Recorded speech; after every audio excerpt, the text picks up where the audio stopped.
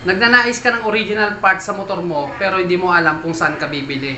So sa video ito, bibigyan kita ng tips at natatakot ka baka local yung mabili mo o fake para makasigurado ka na original parts yung mabibili mo. Magandang hapon sa inyo mga kabiker, purihin ang Panginoon dahil ito na naman tayo sa biyaya ng Panginoon makakapagbahagi tayo ng tutorial patungkol naman sa original parts na ikakabit natin sa mga motor natin. Kasi marami sa atin na nagnanais talaga naman na branded yung ikakabit. Kasi nga, pag motor na yung pinag-uusapan, gusto natin original parts yung ikakabit natin. So may ilan tayong tips na ibabahagi ko sa inyo. Malaman nyo kung saan nga ba bibili ng mga original parts o branded na parts ng motor, no? Ang disclaimer sa mga kapanood, no?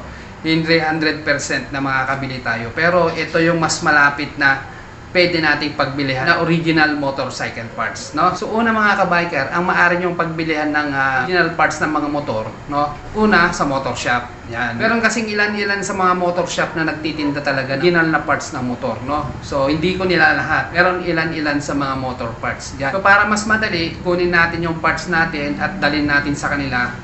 At ikukumpara natin ngayon kung original. Kahit na naka-plastic siya, makikita nyo na sa klase. Pero kung makikita nyo na yung balot niya is Honda, talagang original parts nga yan, no? Pero ingat-ingat din kayo kasi minsan sasabihin nila original pero class A lang pala, no? Ang motor parts yan, ilan-ilan sa kanila yung mga nagtitinda ng mga original parts, no? Kung mga nakakapanood ngayon, no, kung meron kayong alam na motor shop na nagtitinda ng original parts, ano, mag-comment kayo sa comment section natin para ma-share natin sa mga kabiker. At sabihin nyo na rin yung location. So yun yung una. Pangalawa, sa mga online shop, no? Like Lazada, Shopee, ayan. So makakakita tayo dyan ng mga original parts din ng Honda. Hindi ko nila lahat dito sa mga online shop na to is yung tapat yung mga seller dito. Subok naman natin yung mga online shop na yan. Minsan, failed tayo. Minsan, okay sila. May mga parts kasi sila na dinidisplay. Pero ingat-ingat din tayo, pwede kasing pekehin din yung wrap o balot ng Honda, no? So ano ba yung indication para makita natin na original parts yung motor, no? Lalong-lalo na sa mga online shop. So pagbasihan natin una dyan yung price, kailangan mahal yung price. Pangalawa, pagbasihan nyo dyan is yung rate, kung ilang star yan, kung 5 star, okay yan. And then yung mga comments, dapat basahin nyo. Yung mga nag-share ng kanilang yung mga nag-share, hey! Shh! Yung mga nag-share na natanggap nila, nakikita natin sa comment nila na satisfied sila. So online shop, sa Lazada, sa Shopee, depende yan sa model ng motor natin. Yan. So sa mga nakakapanood ngayon na nakaranas na ng original parts sa online shop, Shopee o Lazada, comment lang po kayo sa comment section natin para ma-share din po natin sa mga kabiker natin pag nagbabasa sila ng mga comment. So susunod mga kabiker, ang pwede natin pagbilihan ng original parts ng motor natin, depende yan sa brand ng motor natin. Halimbawa sa Honda, ba tayo bibili ng original parts ng Honda? Sa Honda mismo, pwede tayong magtanong doon, puntahan natin sila at itanong natin ba makakabili ng original parts para sa motor natin. Tulad nga ng sinabi ko, yung Honda, syempre din silang isasuggest sa'yo kung pwede kang bumili ng original parts. Ayan. Try natin lahat kung meron tayong malapit na Honda motorcycle dealer, pwede tayong magtanong doon as nakakasigurado tayo kung ano yung sasabihin nila kung saan ba tayo bibili. Siyempre, mas gugustuhin nila na mas tatangkilikin yung parts nila kasi Honda nga. Honda yung tinatanong mo. Siyempre, yan kanila ng idea kung saan makakabili. Kasi na-share na rin ng kumpare ko yan. Mekaniko din siya. Na-share niya sa akin na umorder daw siya sa Honda. Ayan, lang, matagal. Matagal siyang dumating. Hihintayin mo pa. Hihintayin mo pa siya mga 15 days o isang buwan. At isa pa, original talaga kasi mahal siya. Yun yung sabi niya sa akin. And then susunod mga kabiker, punta kayo sa mga pages, FB page, may mga group dyan o may mga page dyan na nagtitinda talaga ng Honda parts. So kung wala naman tayong budget, pwede na yung class A sa atin, no? Malapit sa original, no? So meron akong i-share sa inyong page, yung ginare sa akin ng isang kabiker. Naalala ko kasi noon, nang nakalipas, may nag-share sa akin, kabiker ba gusto mong mga class A or branded na mga parts? Meron siyang share sa akin na page. Ito nga, yan, Omo Cycle Parts Incorporation. Yan. So visit nyo yun, meron silang mga parts na okay naman yung quality, no? Kasi ang tinitignan natin dyan yung quality assurance. At ang kagandahan pa sa Inomo Cycle Parts, pwede sila sa pang-business, di daw utangin. So hindi ako makapaniwala, no? Pero visit nyo lang mga kabiker. baka nagbabalak kayong mag-business, nag-wholesale and retailer sila. Pwede kanilang pahiramin. Ewan ko kung paano usapan doon. Kasi sabi ng kabiker na nagsabi sa akin, depende daw sa quantity. No? Siguro sa dami.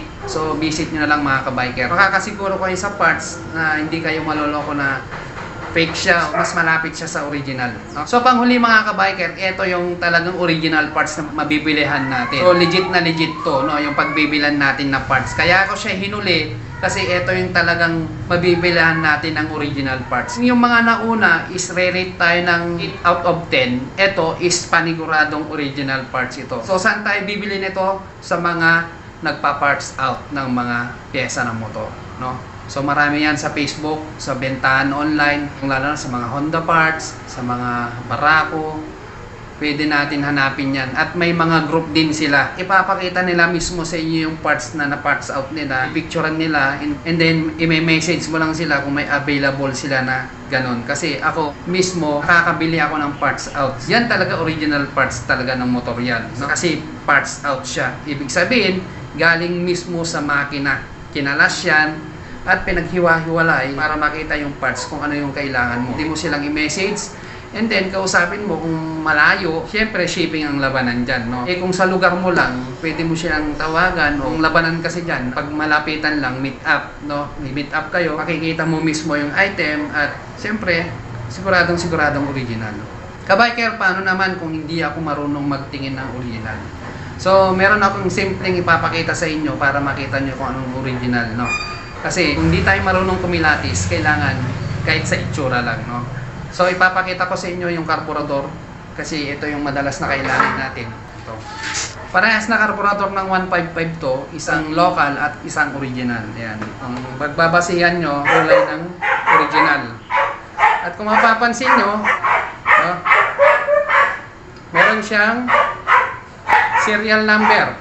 Correct me if I'm wrong kung serial number o stamp number ang tawag nito sa side. Ayan. Mapansin nyo, ito, parehas sila na merong number sa taas at saka letter. Dito rin. Ang nakalagay lang dito, PT. Tapos meron siyang serial number. Hindi natin makita. Ayan. Malabo, niliha ko na. Kung babase kayo, kung hindi kayo marunong, check nyo yung serial number. No? Kung tama. Halimbawa, itong original, dala-dala nyo. Chinek nyo ngayon yung parts na bibili nyo sa parts out. Kung parehas sila, okay. Pero minsan nagkakaiba kasi may mga ibang klase ng carburetor. Ito kasi Kehin. Kehin siyang parehas ko. Kehin. Yan. Kehin din to. Yan. Kulay pa lang malalaman yung original. No? Ito original to. At minsan nakakapeke itong local Japan. Japan siya. Itong isa made in Japan pero meron pa siyang nakasulat na maliit na letra dito sa bandang taas. Ayan. Ito wala. Made in Japan lang siya. Wala na siyang nakasulat sa taas. Kung pagbabasihan niyo itong original, 3 yung words na nandito. Ito 2 lang. Ayan.